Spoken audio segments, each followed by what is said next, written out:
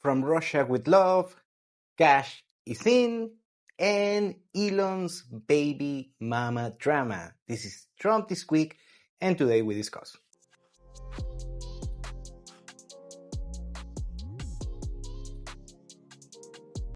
Another busy week for the Trump 2.0 administration that has reached its first month in office. So we're still 47 months to go, and you can call this thing a good thing or a bad thing.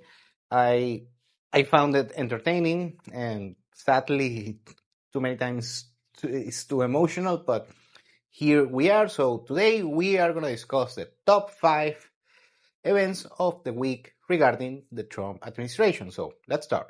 Number 1 is, of course, the peace talks between Russia and Ukraine that actually have not been involving Ukraine that much.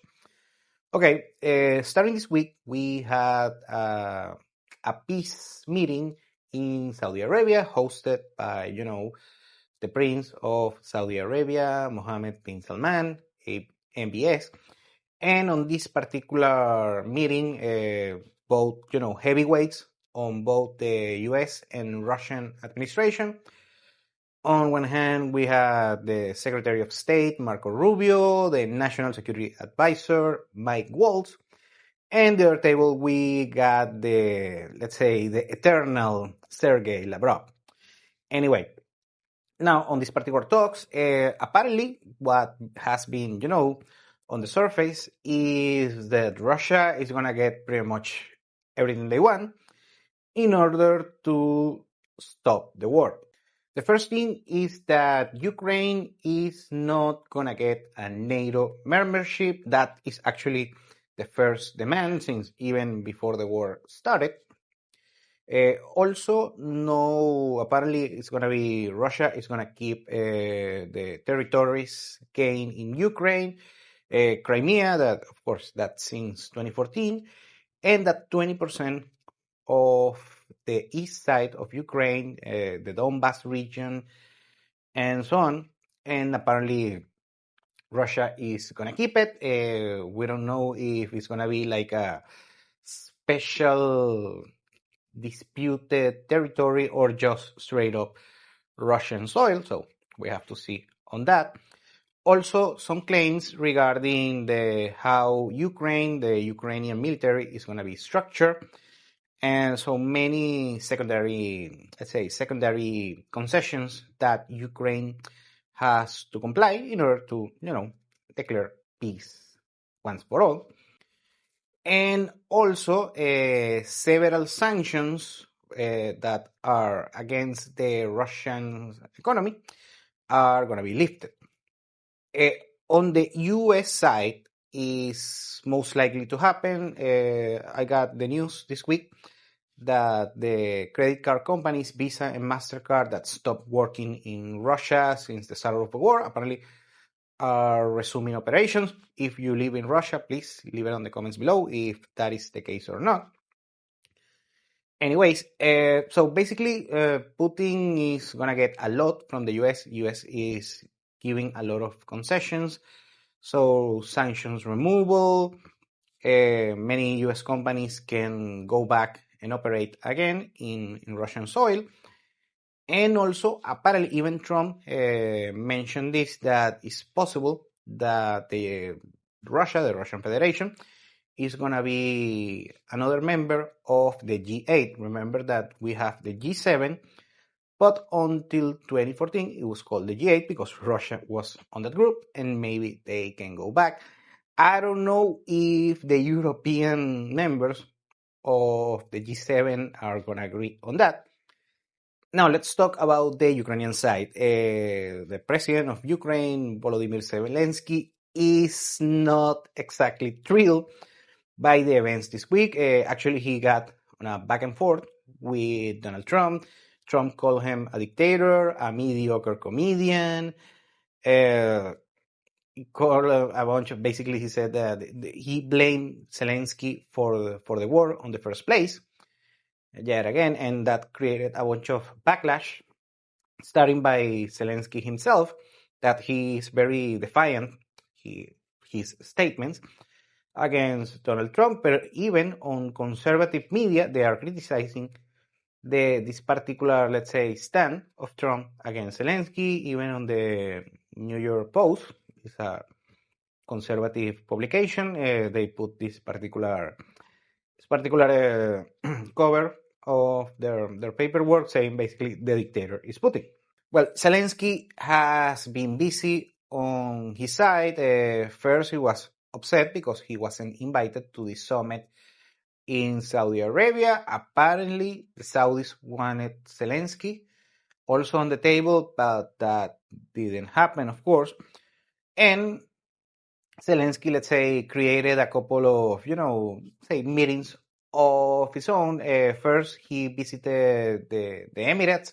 He talked with the Sheikh of Abu Dhabi, Bin Zayed, cutting just some sort of deal regarding economics, something like that. It's not, apparently, it's a business thing that maybe after the war and more economic relationship between Ukraine and the UAE.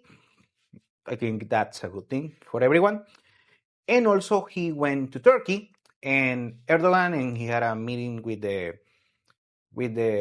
Turkish president. Remember that right now Erdogan and Putin are, let's say, not very good friends right now since the issue with Syria, where basically the winner was Erdogan and Russia was one of the losers on such event. So apparently, some creating a bilateral agreement in order to maybe support Ukraine. Let's see what happens. And actually, Turkey has been active on the war and more on the Ukrainian side than the Russian side. The first high-tech military drones from Ukraine are actually Turkish fabricated military drones. And also regarding the Black Sea, that has been part of the war conflict the past 3 years, and how Turkey controls the Bosphorus Strait in order to, go back and forth regarding military vessels and commercial vessels. Apparently, the only, let's say, silver lining from these, rumors around the peace talks is gonna be that maybe Ukraine is gonna get access to the European Union. So becoming a full member of the EU, that will be actually good news for Ukraine on a post-war scenario, that it will help them in order to reconstruct their economy that has been damaged pretty badly.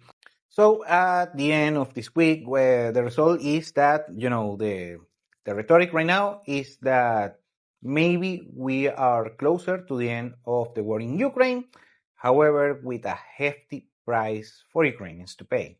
The second issue this week regarding Trump is actually the Middle East, and it's not an easy week for the Middle East. Remember that this week it was a swap of hostages between Israel and Hamas, and apparently Israel got back the corpses of Jewish Israeli citizens, and it was a sad news, first because it was a family involved. Apparently dead children were involved on this swap, and let's say it wasn't first, it was a draconian image for the whole country. The information that I'm getting from Israel is that everyone is very upset. I mean, even more upset, of course, after the October 7, and they want to annihilate the whole Palestinians. And so it was a very, awful picture to see. And also, according to the Palestinian side, Hamas, the people who were deceased, it was because of Israeli airstrikes, but according to the Israeli side, the people that, it was the children, they got beaten up to, until they got passed away. So it's terrible news to communicate. Right now, what can we expect from this issue between Israel and Palestine? The Israelis are very pissed. Also, remember that Bibi and Trump have an excellent relationship. I don't know if Trump is gonna add up to this frustrating situation and do some, let's say, maneuvers against the Palestinians, both on Gaza Strip and also on the West Bank. Number three is a good news for the Trump supporters is the confirmation by the Senate of Kash Patel as the new FBI director. And the voting on the Senate was 51 to 49. So that means that two Republicans voted against Patel's nomination as the new FBI director. Now, many people are worried, the US political sphere, because Kash Patel, first, he's a Trump loyalist, but even stands out because he's even more loyal than many people that are already loyal to Donald Trump. Also, Kash Patel he likes to go this particular conservative and particular podcast. He likes to talk a lot about things that can be considered conspiracy theories and things like that. And even he has a book or something. And he has a list of enemies that include several politicians on both sides of the aisle, both Democrats and Republicans. And also according to his words, by the way, he wants to turn things around on the FBI agency. So let's see what happens. It's at least going to be entertaining. It's going to give something to talk.